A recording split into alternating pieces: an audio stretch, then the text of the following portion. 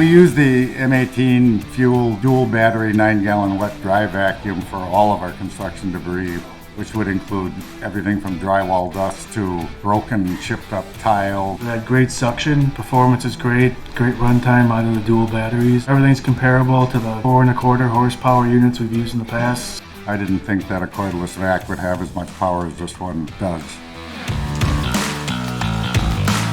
The biggest problem with the other brands, the wheels, they break.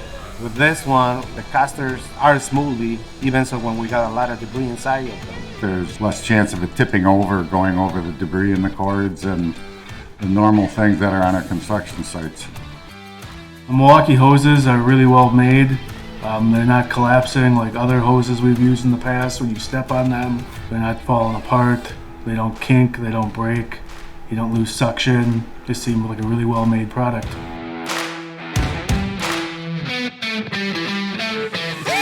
The M18 wet dry vac is very versatile. Being able to put different heads on different containers is really nice. And it's nice that you can use different heads on different size tubs. So if you had a big job with lots of space, you can put it on a big bin.